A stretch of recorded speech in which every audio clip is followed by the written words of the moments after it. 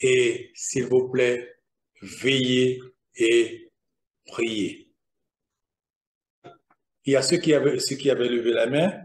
Alors, est-ce qu'il y en a un ou une qui serait prête à pouvoir ce matin et partager son expérience avec l'ensemble de ses frères pour être une bénédiction pour eux?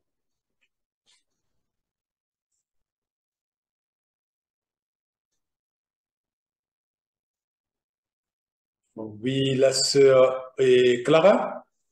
Oui, nous t'écoutons, ma sœur. Bonjour à tous. Bonjour, la sœur. Je ne sais pas si ça va trop édifier. Ce que moi euh, j'ai vu comme changement, c'est que j'ai plus ou moins arrêté de me stresser au niveau du travail et du ménage, qui me prenait beaucoup de temps. Ah, tu as arrêté de stresser au niveau du travail et du ménage. Oui, D'accord. qui me stressait et qui fait que si je n'avais pas passé le balai, il fallait absolument que je le passe, qui fait que le temps du balai, ben, c'était le temps perdu dans la méditation. Et là, par exemple, hier, euh, la maison était en ching-pong-tom, comme on dit. J'ai dit, bon, je laisse tout ça, c'est pas grave, je ferme les yeux, ferme les yeux. De toute manière, même si je nettoie demain, ça sera encore sale. Donc, je ferme les yeux, je vais dans ma chambre, je vais méditer. D'accord, ma bien-aimée. Merci beaucoup, beaucoup, beaucoup, parce que ce que tu viens de dire là doit nous servir de base pour nous aider à aller plus loin. Alors, est-ce que un ou une bien-aimée peut apporter une appréciation à ce que notre bien-aimée sœur Clara vient de partager avec nous, s'il vous plaît? Personne? Bonjour. Bonjour. Oui, bonjour mon frère Francisco. Oui, bonjour à tout le monde. Oui, Bonjour. moi, c'est pas vraiment une appréciation, mais c'est une question à peu près. Oui, allez-y. Oui, parce que comme la sœur expliqué, elle disait que laisser le ménage pour pouvoir se concentrer à la méditation, il dit c'est bon, c'est pas grave. Et est-ce que c'est difficile pour elle, en même temps, nettoyer et méditer? Parce que selon ce qu'on a compris, elle pourrait faire les deux en même temps. D'accord. En fin de compte, la question que tu poses la question suivante. Est-ce que pour Est-ce qu'elle a du mal? méditer, excuse-moi mon bien-aimé, tu disais, Oui, est-ce oui. que pour méditer, nous devons Arrêtez. arrêter nos activités? C'est ça la question. Amen. Amen. Amen. D'accord, d'accord. Alors, est-ce que quelqu'une pourra répondre à la question de notre frère? Nous pouvons travailler et nous pouvons méditer en même temps. Pourquoi je dis ça? Puisque j'ai travaillé avec ma main, avec mes bras, mais je méditais avec mon cœur. Ce qui veut dire que c'est comment je vais dire, c'est deux moyens différents D'accord. Question, mon bien-aimé. que j'utilisais. D'accord. Question pour que nous puissions comprendre. Oui. Et tu méditais quoi, s'il te plaît? Dans mon cœur. Je méditais D'accord. Jésus. D'accord. Tu méditais quoi et comment tu méditais? Je méditais sur le nom de Jésus dans mon cœur. D'accord. Comment tu faisais? Donc, lorsque, par exemple, je nettoyais, par exemple, lorsque je balayais, je méditais sur le nom de Jésus. Et en même temps, il y a des moments où je disais dans mon cœur, Seigneur, la même manière dont je m'applique à balayer, à nettoyer, s'il te plaît, nettoie mon cœur en même temps. Est-ce qu'il y a quelqu'un d'autre qui peut aussi pousser par rapport à ce que notre bien-aimé frère nous a dit.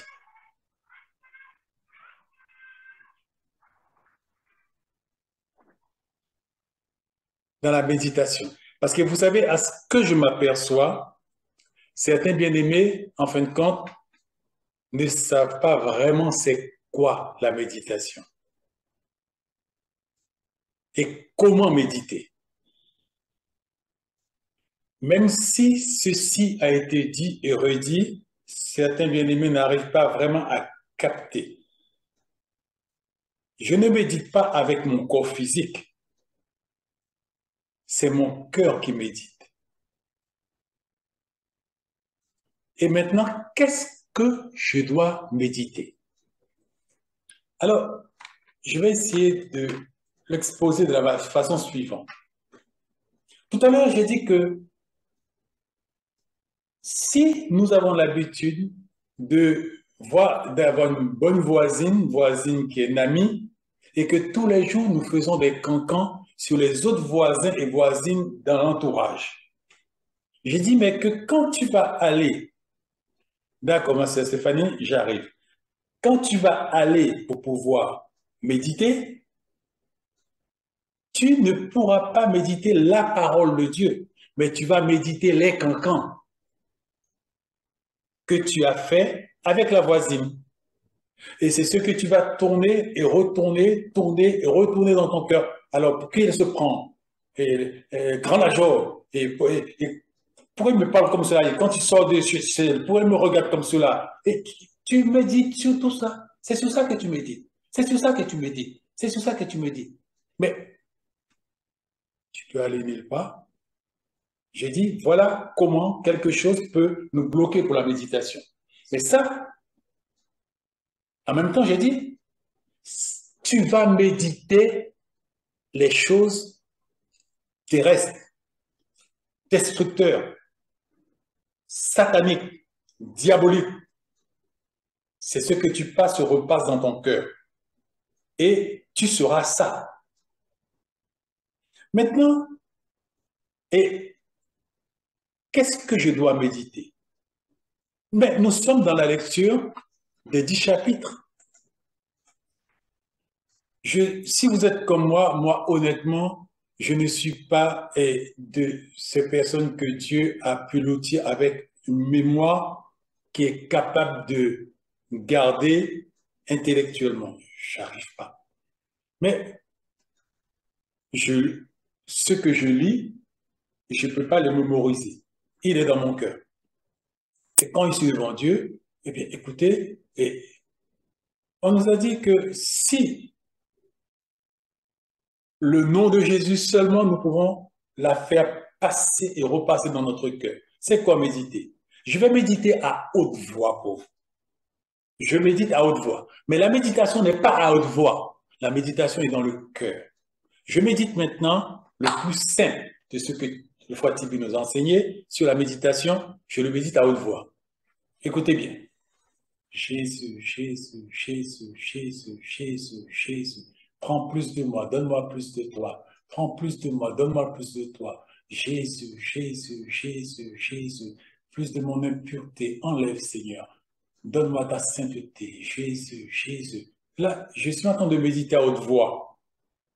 Mais la méditation n'est pas à voix haute. La méditation est dans le cœur. Mais ça, je vais rester assis là, je suis comme cela. Quelqu'un va dire, je rêve, ou je plane, ou je regarde les oiseaux, je regarde les mouches. Mais mon cœur à moi maintenant, il est dynamique. Il est dans l'Éternel est mon berger, je ne manquerai de rien. Il me fait reposer dans de verts pâturages. Et il est encore dans heureux l'homme qui ne marche pas selon le conseil des méchants, qui ne s'assied pas en compagnie de mon cœur. Mais c'est mon cœur. Et je passe cette parole, et je repasse, je passe, je repasse, je passe, je repasse, je passe, je repasse. Et là maintenant, ils sont en train de balayer. Et où est-ce qu'il est? Va me prendre le balai, s'il te plaît. Je vais être en train de balayer, je vais vous montrer.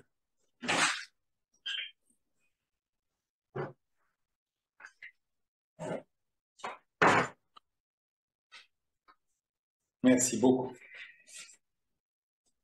Voilà. L'Éternel est mon berger, je ne manquerai de rien. Il me fait reposer dans de verts pâturages, il me dirige vers les eaux paisibles. Quand je marche dans la vallée de l'ombre de la mort, je ne crains aucun mal, car tu es avec moi. Ta houlette, ton bâton me dirige, et tu me dresses une table en face de mes adversaires. Et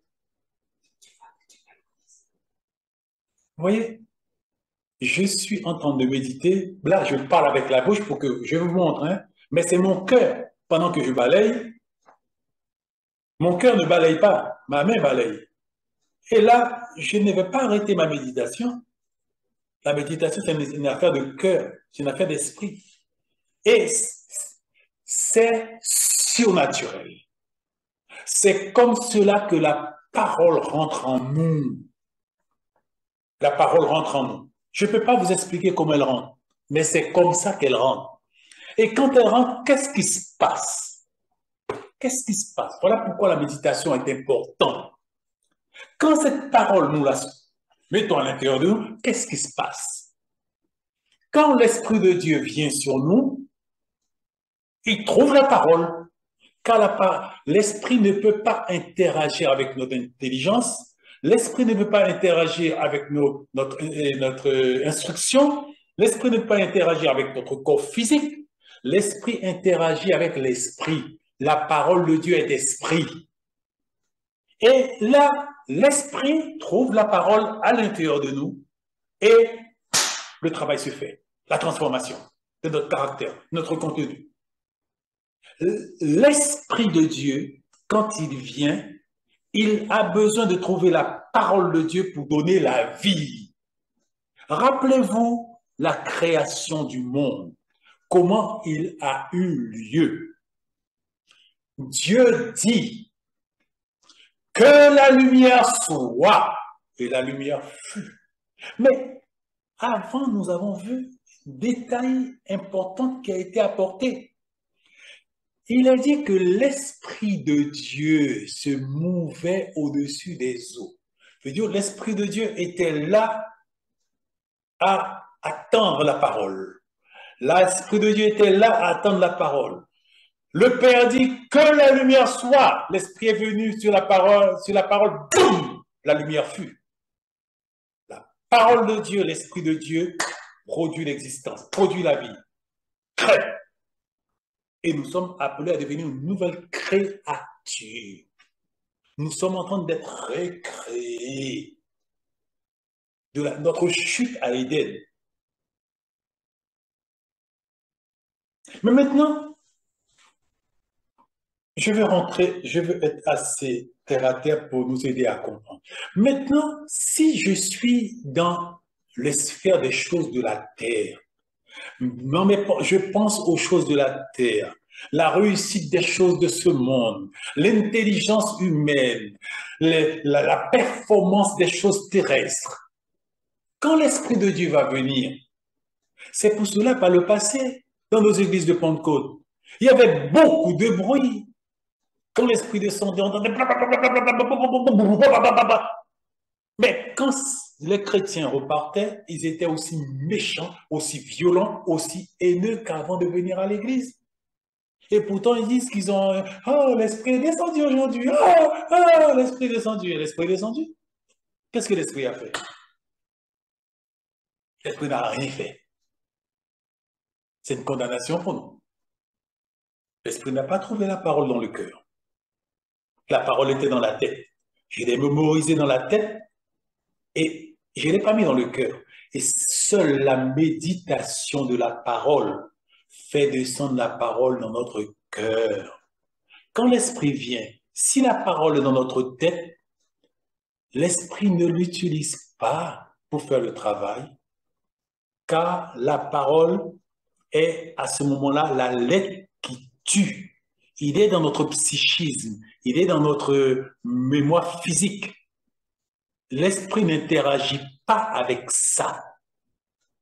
Par contre, quand la parole va dans le cœur, quand l'Esprit vient, il trouve la parole. Et l'œuvre du changement est enclenchée. Voilà pourquoi il est si important de faire la part des choses dans les choix que nous faisons, de nos passe-temps, de ce que nous regardons, de ce que nous entendons. de ce que là où nous perdons notre temps. Parce que si ceci n'est pas fait, Dieu est formel, il n'y a pas de l'huile dans la lampe. Il y avait 10 vierges, 5 folles. Les 5 folles, ils étaient dans le passe-temps des choses du monde. Elles ne sont pas légitimes. Comment gagner de l'argent, comment devenir riche, comment avoir une belle maison, comment avoir une belle voiture, comment avoir une belle famille, une belle épouse, un beau mari, des beaux enfants, une maison hyper propre. Ils ont mis leur cœur tout dans ça. Et là où est ton trésor, là sera ton cœur. Tu fais de choses de ce monde ton trésor, ton cœur est là. Même si maintenant tu vas lire la parole, tu vas stocker la parole dans ta tête, pas dans ton cœur.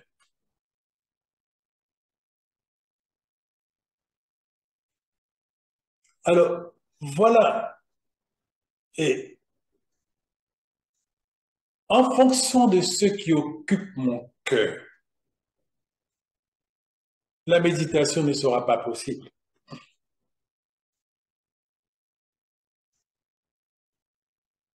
Ce qui domine mon cœur va continuer à dominer mon cœur. Ce qui a pris possession de mon cœur va continuer à prendre possession de mon cœur. Et quand je vais lire la Bible, je vais lire de la littérature. Je vais lire l'histoire des apôtres, l'histoire des rois. Je vais lire l'histoire d'Adam et Ève. Je serai avec la lettre qui tue. Mais maintenant, si j'accepte de pouvoir me laisser gagner par Dieu pour que la parole puisse être l'élément qui cadence mon quotidien quand je la lis, je la médite, je pense à cette parole, je réfléchis dessus. Cette parole, elle est centre de mes intérêts. À ce moment-là, oui, l'esprit qui vivifie est là. Quand l'esprit de Dieu vient, boum, je change. Mon attitude change. Mon caractère change. Je change. Parce que c'est seul. Sans moi, vous ne pouvez rien faire. Sans moi, dit Dieu, vous ne pouvez rien faire. Même si vous voulez changer, vous allez changer comme un païen qui s'améliore, mentalement, intellectuellement, mais dans l'esprit, on ne change pas. Et notre Fatibi nous a dit par révélation, écoutez, nous sommes des esprits qui sont logés dans une tente physique, dans un corps physique. Notre réel nous n'est pas ce que nous voyons. Notre réel nous, c'est notre esprit. Voilà pourquoi quand nous lisons la parole, nous devons faire en sorte que la parole puisse interagir avec notre vrai nous, notre esprit. Mais si, quand nous lisons la parole, nous faisons que la parole puisse interagir qu'avec notre enveloppe, notre temps, mais la Bible dit que la chair et le sang n'héritera pas du royaume des cieux. Il n'y a pas de rémission pour la chair et le sang. Il n'y a pas de rachat pour la chair et le sang. Il ne sera pas racheté. Il est condamné à retourner dans la poussière dans laquelle il a été retiré. Vous et moi, notre vrai nous, c'est notre esprit. Et nous devons nourrir cet esprit. Et il n'y a qu'une seule nourriture pour nourrir cet esprit, c'est la parole de Dieu. Oui, mes frères, comment allons nourrir mon esprit parce que je ne le vois pas?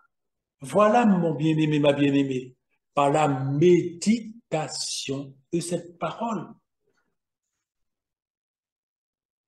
si je la médite, eh bien, elle va aller non pas dans la carcasse physique, mais il va aller dans mon cœur. Et quand l'Esprit de Dieu vient sur moi, il trouve du matériel à utiliser pour me reconstruire de la chute d'Éden. Jésus a dit, vous allez devenir une nouvelle création, nouvelle créature. Dieu doit nous reconstruire. Et c'est comme cela que ça se passe.